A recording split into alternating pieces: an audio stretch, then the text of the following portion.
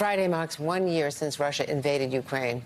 It has been a year of tragedy, of loss and pain for the Ukrainian people, for Ukraine's neighbors, and in a devastating domino effect for all the starving people in Africa and elsewhere who normally rely on Ukraine's grain exports for their daily sustenance. USAID Administrator Samantha Power has traveled to Ukraine, meeting with President Zelensky, meeting with the people and the aid groups, surveying the war's destruction, talking with the refugees. And joining me now is USAID Administrator Samantha Power, the former U.S. Ambassador to the United Nations, of course. Thank you so much, Ambassador, for being with us. There's so much on your plate, and you have been traveling nonstop for the last year or more. Russia has been attacking, as you know, energy infrastructure in Ukraine, using food as a weapon. These are war crimes. How can Ukraine's people survive this long war? Now, going into the second year, it's a war of attrition. I know we're helping, but fundamentally, the need is enormous. Well, I think Putin's calculation, of course, invading Ukraine a year ago in the first place, was that this would be a cakewalk, that he and his proxies would be in control of Kyiv and control of the whole country within a matter of days. Here we are a year later, and Putin has achieved exactly the opposite of what he set out to achieve. He tried to divide NATO. NATO is more united than ever, indeed is going to grow. And the effects in Russia proper of this war have been devastating, not least in terms of human life and the enormous number of Russian casualties. As it relates to winter and energy, and your question, it's sort of the same version on the theme. He went into the winter wanting to weaponize the cold, wanting actually to embed as part of his military strategy the destruction of critical energy infrastructure. And the United States government, USAID, has leapt in to provide everything from pipes to boilers to even, quite recently, a substation that powers 100,000 homes.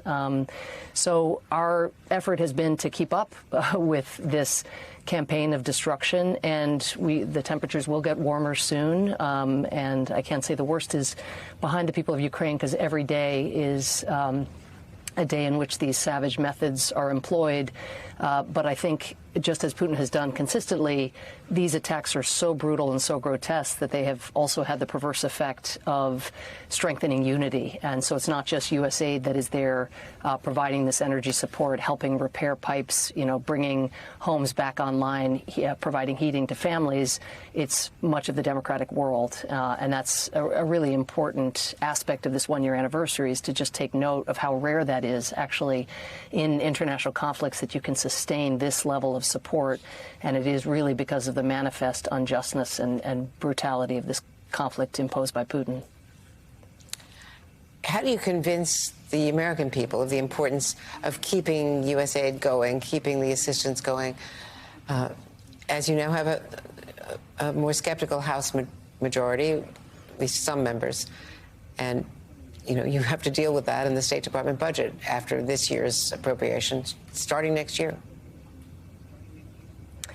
Well, at the end of last year, of course, not only was the regular budget approved, which provides really important support for our efforts all around the world, including to continue to be the world's #1 humanitarian donor, to deal with things like the risk of famine in the Horn of Africa, the floods in Pakistan, the earthquake that we didn't, of course, know was coming, but that now we've been managing in Turkey and Syria. So we have been provided generous support, and that is going to carry us through much of this year. But there was also a supplemental passed at the end of the year, which is where we are able to provide up to $10 billion in direct budget support to the Ukrainian government to keep the lights on for much of this year.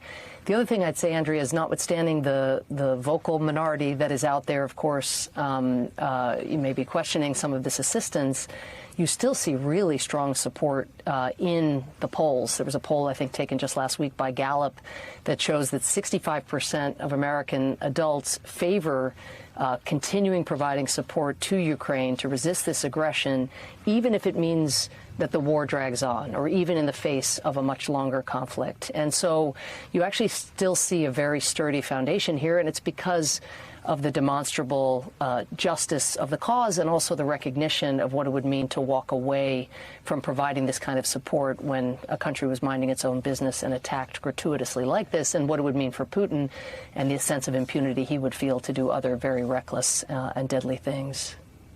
And, of course, a major effort by the U.S. at the UN, by you and others, to finally unlock the embargo on grain getting out through the Black Sea. Turkey was helpful. But this is a continuing issue, and there is less food around the world, especially in Africa, where China is competing with us. And despite NATO support and European support for the war, we are facing India, China, Brazil, and other countries much less supportive. So the larger populations are not siding with us, and China and Russia are making inroads. How do we compete there? Well, I think we can disaggregate some of the aspects of what you described. I mean, first of all, it's absolutely essential that China not provide lethal support to Russia, and we have seen worrying signs in that direction, and that is absolutely imperative. That would be catastrophic also for China's standing in much of the developing world, because there is broad recognition of who the aggressor is and who is at fault in this conflict. Even if Russian intimidation tactics, occasionally can cause people to want to sit out a hard vote, the vote has been overwhelming, including from the global south. I think when it comes to grain, food prices go up everywhere when there is less grain on the market.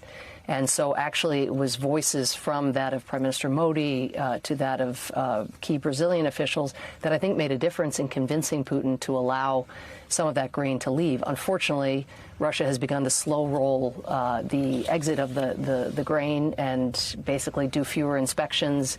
It's thus costing ships much longer to kind of idle in port, about $20,000 a day. This means that Ukrainian farmers are going to earn less money and have to invest more in terms of inputs and more in terms of transport. And ultimately, that's going to affect how much grain gets produced and how much grain is on the open market. So we are involved in a big diplomatic push right now, along with the United Nations. Turkey has been a key partner in that push, but has its hands full dealing with the heartbreak that has occurred in the wake of the earthquake. But the renewal of the Black Sea Grain Initiative, so-called, is coming up, and it's absolutely critical that more ships be allowed to leave and more grain be brought on the open market, because, as you note, the effect on global food prices, wheat prices in particular, which so many developing countries depend on, that effect has been deadly. In the last day, you were welcoming home U.S. relief groups, searchers who had gone to the earthquake zones in Turkey and Syria. What can you tell us about this, this catastrophe and how they can rebuild, and people who were suffering already, refugee camps who had no housing? Well, I think the viewers have seen the images out of Turkey and read the stories, and we know for every unbelievable miracle of a rescue that occurred late last week, all of the people that weren't rescued because they were killed as soon as the earthquake struck and the rubble descended on them, or because even with all of the outpouring of rescue support, just the scope of the earthquake was like nothing that Turkey or Syria had seen. I think to say a word about the rescuers, because I think I take tremendous pride in leading an agency that sends these search and rescue teams out when an earthquake strikes. This team that I greeted when they came back was based in Fairfax, Virginia. They answer the call whenever it comes. Haiti, Turkey, you name it, and to see the families greet their loved ones, to know what ambassadors they are for the compassion of the American people and for the competence of this country when we put our minds to it, was very heartwarming. But it doesn't divert from the core tragedy that has unfolded, and we are in it for the long haul to support the Turkish and the Syrian people recover. Ambassador Samantha Power, thank you so much. You're always traveling to these crisis zones and bringing U.S. aid, and we appreciate it.